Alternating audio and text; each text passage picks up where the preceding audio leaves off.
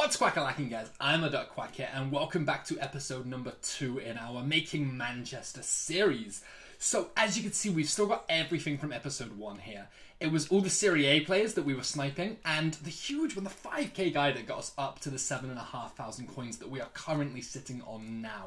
Now, if you thought that we were going to try a different trading method this early on, it just makes no sense. This one is working so well for us at the moment. I'm recording a few episodes in a row, so there's no reason for us to stop with it. We may try and spice things up a little bit just to make the videos a bit more interesting by maybe doing one part of an SBC on each of these episodes. But for now, while we've got such a solid, strong sniping filter, we're going to abuse this to as much as we can and get our coin total as high as we possibly can as well. Okay, we picked up one. We picked up one. I have no idea how much this is. Torino, isn't it? Torino centre-back actually goes for. It's not going to be huge. It's definitely not going to be huge. We are not looking at massive profit. I'm going to list him up for... We're going to go 750 on him. A 250 coin profit. Again, it's not massive. It's not one of the big ones that we were after. But these small and tiny ones, if they come up frequently, they're still going to massively add to our coin total and add up over time. Oh, it's another Torino centre-back. I think we're looking at like the same kind of profit. I don't think it's the same guy that we got before though, is it? It might have been the same guy that we got before actually. We'll go for 750 on him again, just like small tiny profits on these. But anything but a Brazilian Torino centre-back now probably would be pretty good for us. You probably know what the next card we sniped is, right guys? It was obviously going to be another Torino centre-back. I mean, it's like we can't seem to get enough of these guys. It's a little bit of profit again. We have missed a couple of much bigger ones, but these Torino centre-backs are driving me. No! I would have been so much better. He's extinct. He's extinct. Oh my god, see what I mean? And we had orange lines on him as well. We were so close to getting him. Oh, the Torino centre-back's killing us. And then a 10k snipe just missed by like milliseconds, if that. We're going to keep on. We're going to get something worthwhile though. Okay, we pick up this guy. It's a little bit better. It's a little bit better. He sells for just under 1,000 coins. So we're looking at probably about a 500 coin profit on him. I mean, it's not fantastic again, but it's another little one. For the little amount of time we've spent sniping as well, we really can't be complaining with these profits right now. Come on, come on. Oh, no, it was so slow. Oh, God's sake, all the big ones. All the big ones are the ones we keep missing. That's another 9,000 odd card. 9,000 coins and he was up for basically discard. Why can't people list these silvers for 500 coins? I think there's less people using that as their max filter for bidding, for sniping, sorry. And it just gives us a much better chance at winning them. But 9,000 coin profit is just what we need. We just need one of those. And then this sniping filter has done its job again for the episode. We can move on to an SBC or something.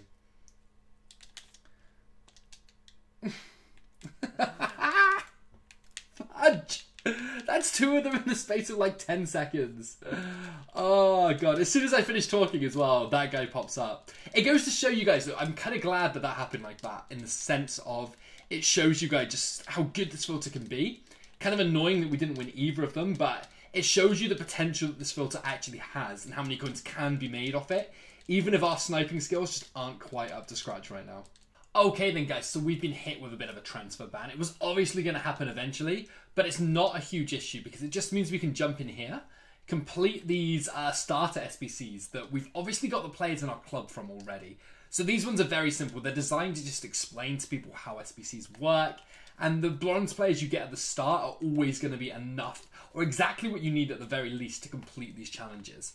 Now, what I did do before we got a transfer ban is I wanted to make sure that we had an SBC completed. I had a feeling it was going to come soon. So what I did is, I think it's in Hybrid Nations, yeah. We jumped in and we actually completed the It Takes 8 SBC. So what we're going to do now is pop these in. It's going to give us something to do while we wait for this transfer ban to finish. And then after the transfer ban has finished, we can just crack right back on with the sniping filters that we'd started on beforehand. What we will be looking to do as well, just a little bit further down the line, is try and pick something up this episode to try and help us boost our United career. I'm thinking possibly, let me just check what was in the suggestion a second as well. I'm thinking possibly just like a kit, a manager, something very simple. But as long as we're hitting something every episode, then we are making decent progress. That's how I'm looking at things anyway. This should give us the chemistry we need as well. Whoops, we accidentally did not put one of the centre backs in. That's why I was kind of worried for a little bit there. I think this is perfect. Yeah, there we go. There we go. So we've got these really bad packs to open, but alongside those really bad packs, we have got this Prime Gold Players pack as well now. The bronze packs that we get for these, alongside the 2-player pack as well, I'm fairly sure are non-tradable. So if we get anything, we're kind of just hoping it's a United player. That's basically the only thing that we have any interest in. I'm just going to send everything to club because no point in discarding it for 0 coins when we could store it. And it could have some use at some point in the line, especially like these bronze contracts if we ever need loyalty or anything. Again, a lot of these bronze players, they might be usable in a League SBC for one of the harder challenges. They may prove to be one of the rarer players. There's just no reason to discard them. This is why people do bronze pack method as well. The potential that it could have down the line is just huge. 100 coins is actually awesome from that as well. Right, so now it's the 2 packs that actually matter. The 2-player pack, which doesn't give us a walkout. I wasn't expecting a walkout or anything from it, but it would have been nice. We do get Budaboos. 80 rated Budaboos isn't awful for an untradeable card. I mean, we could probably use him in a decent SBC. Fisher, probably not so much. This is the one that we're kind of hoping is big, though. We're unlikely to hit a walkout or anything in it, as you can see. But something like a discard inform or anything that's going to boost our coin total massively is huge. Mandzukic is also a pretty good pack. Let me have a look how much Mandzukic is going for. I'm guessing he's about 4k at the moment, right? Just because of like all the big SBCs that are currently out. Mandzukic. Let's check. He's going... Oh, it's only 3k. Okay, I was wrong. But 3k is still pretty good from that pack. Seeing as we spent maybe 6k completing this. We also get 83 rated Trig, which I'm pretty sure he's going to be a bit more, I think, because he's got use in the Alonso SBC. Oh, he's 3k as well. So that's 6k from those 2 players alone. Then we have got everyone else in this pack to sell, including this guy. Because he's Spanish from a different league, he may actually hold some value. He may hold a 700 coin value. You know what? From all of these players combined, we should hit about 10k. 11... If we've got 6 there, we've got 7, 8, 9, 10, 11, 12. We should hit 12, 13k from these, actually. We should be well up in profit. And we've still got all these guys here. So what I'm going to do, guys, is make sure I've listed everything up here. We're going to hit up a tiny bit more of this sniping because I'm not ending an episode with such bad snipes and missing so many huge players. And then when we hit about 20k coins or something, we'll buy something and wrap up the stuff there. That's not what we want to be winning. I know that this guy goes for about about 700, 800 coins. Yeah, about 700, 800. It's not what we wanted to be winning. I mean, it's a snipe. It is a snipe. It is like 150 odd coins profit after tax, but it's definitely not the one that we need to end this episode on here. That could have been the one that we needed to end the episode on, though. That would have been perfect. That would have been so good. It came up like seconds after as well. I'm just going to leave that unedited because you can see how quickly it pops up. That would have been enough. That would have pushed us up to that 20k mark. But it's weird, you know, how all of these players are getting listed for 500 coins or under. But some of them we're winning. So the ones with the smaller profit range, we are winning. But the other ones we aren't winning. Now that would suggest that in a normal trading market that somebody can differentiate between the two. So they'd see that Portuguese player we got and be like, okay, we don't want to buy him. And see the Italian player and be like, okay, we do want to buy him. But when you're sniping, you've got a split second when the market search results pop up to either buy or not buy. Now, if you're aiming to snipe, then you're buying anybody that falls up within that range. You don't have time to look at the player. You don't have time to consider whether or not that player is worth your coins or he's going to be a quick enough flip, etc., etc. That's what leads me to believe that it's not actually a user that would be buying these cards. So the ones that we're missing, the 10k ones, it feels almost as if it's a bot, a program, something that's not user-orientated that's picking them up. Firstly, because of how quickly they go.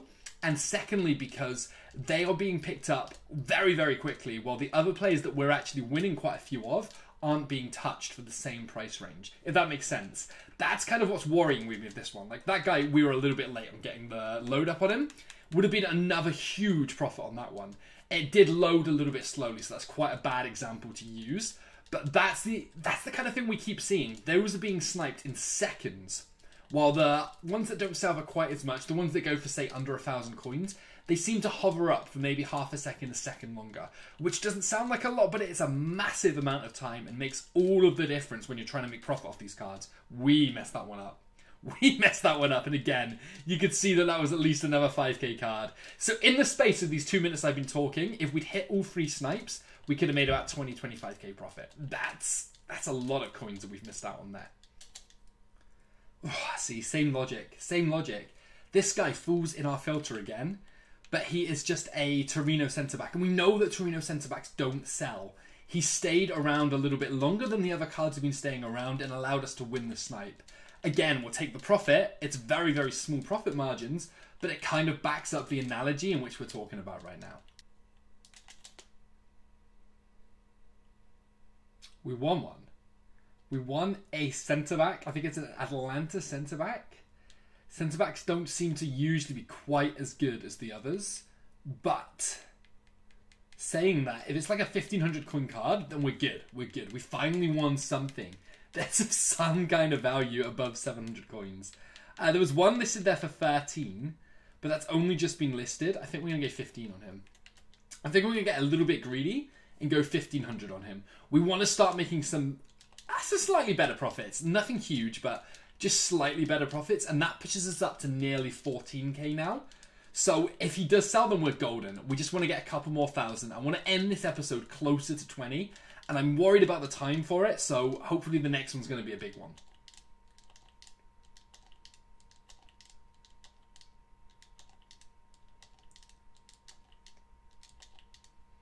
This could be it. Oh, that loaded so slow. Oh, we still won it. We still won it. Okay. Come on. Be huge. Yes, finally. Oh my god, finally. We're going to get 4 on him.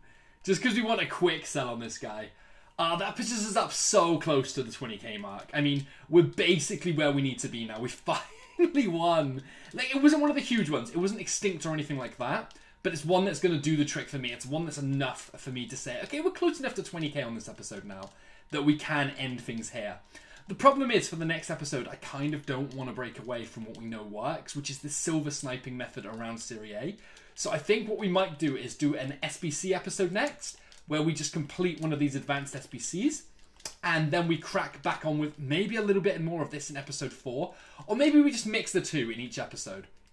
But before we end this, we do need to make sure that we're making progress in every single episode that we do. So we're going to look for kit. Whoops, it came off United. I did not know that it would reset the filter there. Gold kit and 200 coins. What United kit do we want? We don't want the third kit. Is that their standard away kit, that one? I mean, that home kit would have been nice, but I guess we take the away kit. Okay, we don't. We take this away kit. We don't. Have all the away kits already gone? No, we're good. Okay, so we pick up an away kit, which is nice. We do want to make this active now, and we do want to make it our away kit. So, that's 2 episodes down. We've got the badge, we've got the away kit. We're making some serious progress. By the time the next episode starts, I'm kind of hoping that this big guy here is sold. We still have this Portuguese guy selling, and we still have the bigger pool from the episode to sell. So when both of these go, we should be on about 18,000 coins, give or take. If you guys are enjoying the series, though, please make sure you hit that like button. It's massively appreciated. All subs and everything are huge for us as well. And until next time, guys, thank you so much again, and I'll catch you then.